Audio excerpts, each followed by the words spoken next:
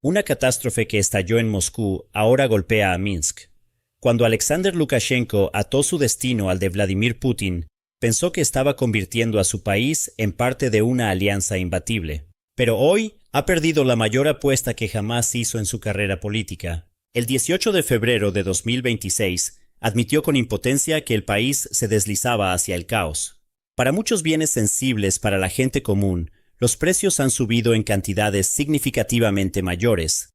La carne de cerdo ha subido un 15%, la de res un 12%, el pescado un 11% y la leche y el kéfir entre un 9 y un 10%. La mantequilla, de la cual 40.000 toneladas se encuentran actualmente en los almacenes, ha subido un 8%. El trigo sarraceno se ha encarecido un 11%.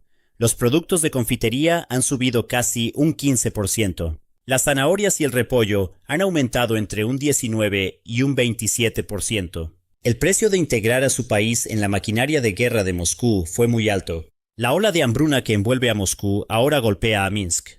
Las fronteras se cerraron y las rutas de exportación quedaron paralizadas.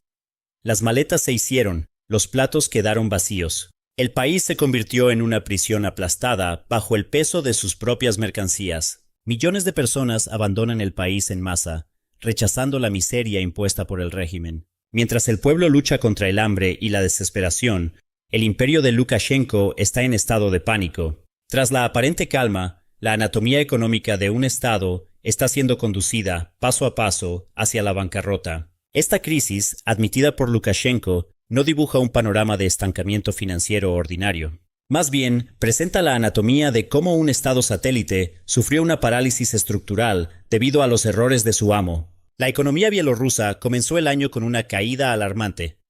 En enero, el PIB cayó un 1,2%. La caída del 7,5% en la manufactura, en particular, demuestra que la columna vertebral de la producción del país ha recibido un duro golpe. Sin embargo, la verdadera crisis no es la detención de la producción, es la incapacidad de vender lo que se produce. Las fábricas, atrapadas en las garras de una crisis sistémica de ventas, se han convertido en trampas mortales que trabajan para preparar su propia desaparición. Las existencias en los almacenes alcanzaron un récord histórico, ascendiendo al 90% de la capacidad de producción mensual.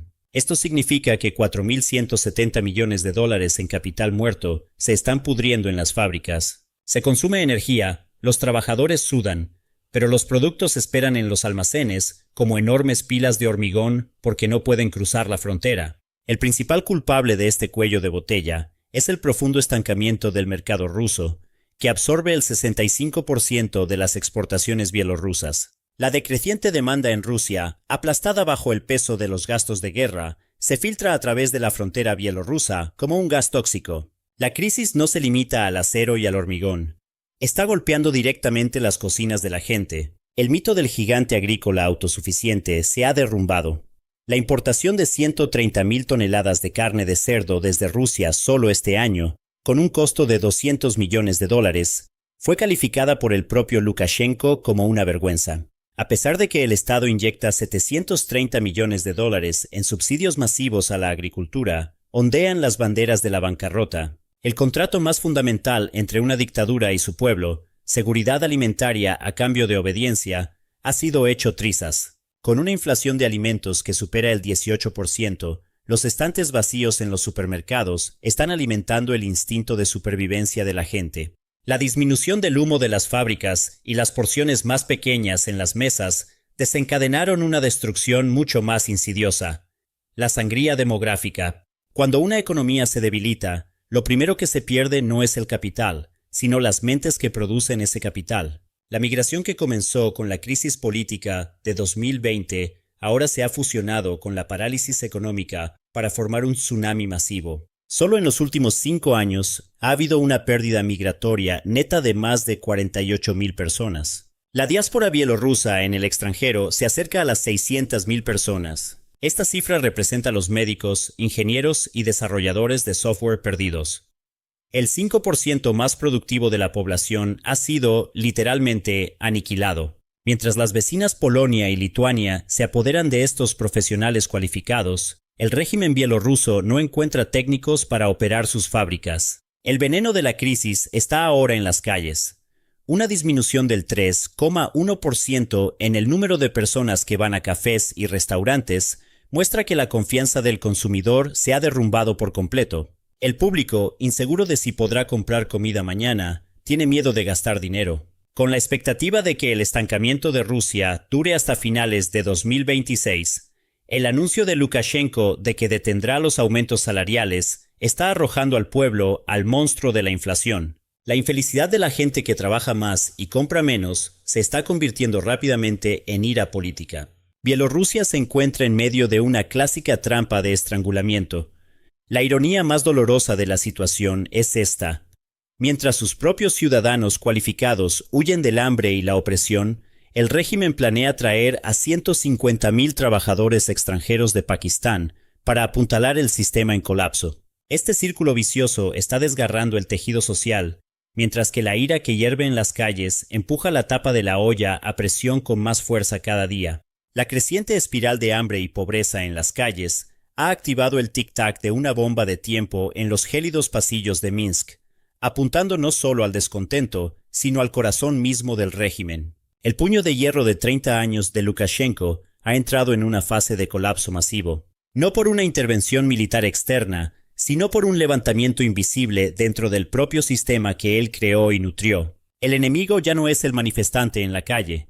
El enemigo se sienta en el corazón mismo del palacio, en los escritorios burocráticos y a puerta cerrada. La evidencia más impactante y concreta de este colapso interno es la crisis administrativa que estalló en la región de Vitebsk, en Bielorrusia. Los acontecimientos en esta ciudad, que Lukashenko calificó como una región en declive, revelan cómo la desobediencia se ha convertido en un audaz espectáculo.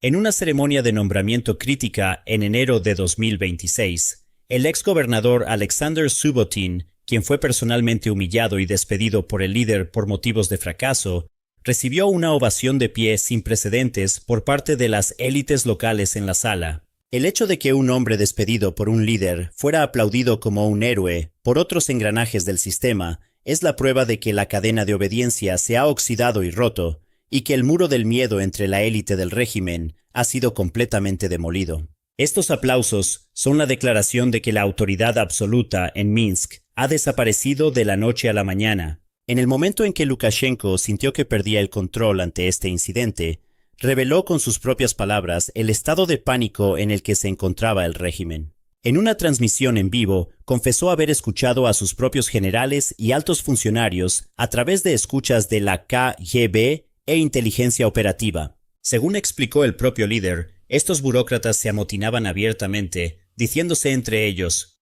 «No importa, el tiempo pasará, ignoren las órdenes, todo se arreglará».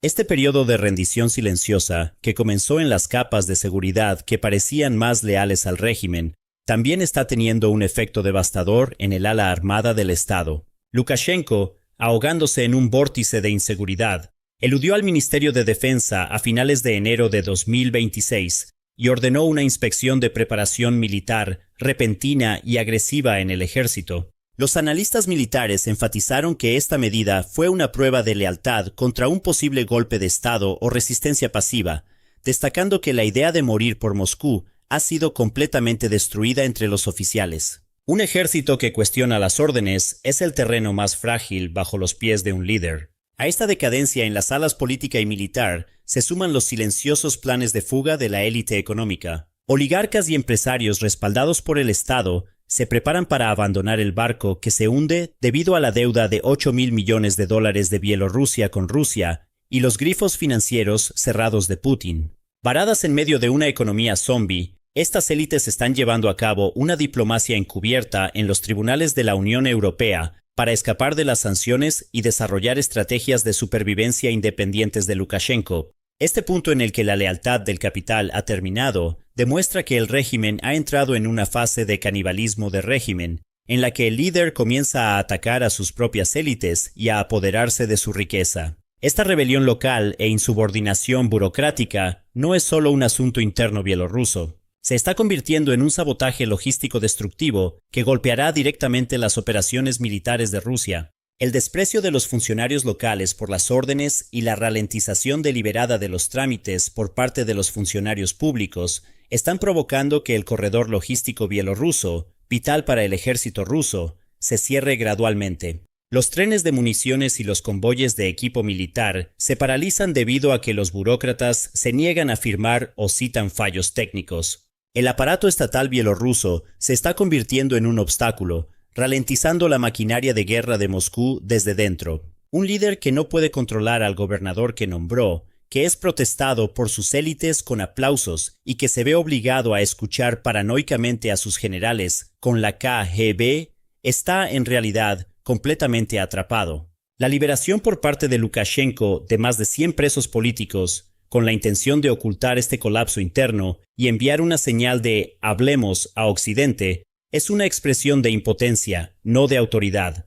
Cuando se combina con la retórica de que Putin no quiere la guerra, este movimiento se codifica como una traición imperdonable en el patio trasero del Kremlin. El colapso económico, el hambre popular y el desplome demográfico solo constituyen la superficie del problema. Mirando el panorama general, el verdadero peligro que enfrenta Bielorrusia es que ha sido reducida a un peón de sacrificio en un tablero de ajedrez geopolítico. El precio de integrarse en la maquinaria de guerra de Moscú ha convertido al país en un objetivo masivo. El despliegue de armas nucleares tácticas rusas y sistemas de misiles hipersónicos Oreshnik de nueva generación en suelo bielorruso es una medida que, en lugar de proporcionar un escudo protector militar, coloca al país directamente en el radar de ataque principal de la OTAN. Un pueblo que lucha contra el hambre y la pobreza ahora se enfrenta a la perspectiva de convertirse en las primeras víctimas de una guerra nuclear global. Las constantes advertencias de la líder de la oposición en el exilio, Sviatlana Tsikhanouskaya, a la OTAN sobre esta acumulación militar muestran cómo la población civil está siendo convertida en rehenes nucleares en contra de su voluntad. Albergar las plataformas de lanzamiento de misiles Iskander significa que Minsk se convertiría en un campo de batalla directo en caso de una posible escalada global. En lugar de proteger su propia seguridad nacional, el país está sirviendo como una base militar expandida en la frontera occidental de Moscú. Esta dependencia estratégica ha llevado a los estados vecinos a erigir una cortina de hierro contra Bielorrusia. El sellado por parte de Polonia de sus 10 cruces fronterizos terrestres estratégicos con Rusia y Bielorrusia significa cortar las últimas líneas de vida del país con Occidente. El alargamiento de las rutas logísticas, la duplicación de los costos comerciales y la interrupción de las cadenas de suministro han atrapado a Bielorrusia en una zona de cuarentena económica. Las vallas de alta seguridad erigidas por Lituania y Letonia a lo largo de sus fronteras, los refugios que han construido y las zonas de amortiguamiento militar de 30 kilómetros condenan a Bielorrusia al aislamiento estratégico. En un país donde el suministro de alimentos ya es débil, cerrar las fronteras tan herméticamente eleva el riesgo de escasez interna a nuevas alturas. La estrategia de guerra híbrida del régimen, diseñada para desestabilizar a Europa, le ha salido el tiro por la culata de forma espectacular. Al acumular migrantes de Oriente Medio y África en sus fronteras para presionar a sus vecinos, Bielorrusia ha provocado que Europa cierre sus puertas aún más.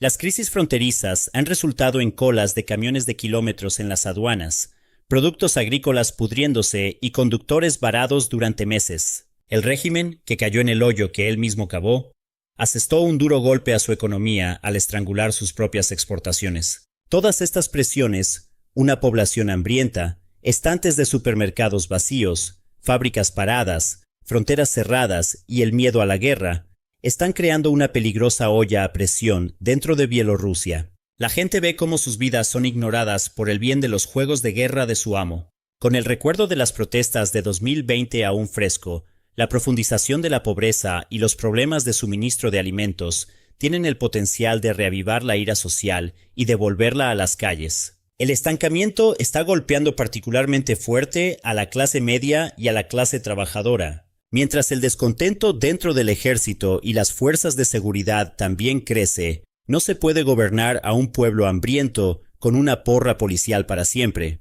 El imperio de Lukashenko está bajo asedio desde el exterior y se enfrenta al riesgo de un motín provocado por el hambre y la miseria desde dentro, caminando sobre un hielo fino que podría romperse en cualquier momento. Una atmósfera de caos se está gestando silenciosamente en las calles de Minsk. Lo que estamos presenciando en Bielorrusia no es una simple desaceleración económica. Es la imagen más clara del eje geoeconómico de Putin siendo aplastado bajo sus propias debilidades. Un estado satélite ha sido devastado civil, demográfica y financieramente por el bien de los intereses de su amo. Un país cuyas fronteras están selladas con vallas de hierro, cuyas fábricas están en silencio y cuyo pueblo es disciplinado por el hambre, está siendo arrastrado peligrosamente hacia su propia guerra civil. Mientras millones de personas, reacias a soportar más esta miseria, fuerzan las fronteras y huyen, el precio de permanecer en la órbita de Moscú se vuelve cada vez más pesado para los que se quedan. Esta destrucción es el alto costo de la ceguera estratégica de un régimen atado a alianzas equivocadas y la tragedia que ha infligido a su pueblo. La factura de la guerra la está pagando ahora el pueblo bielorruso en sus mesas vacías.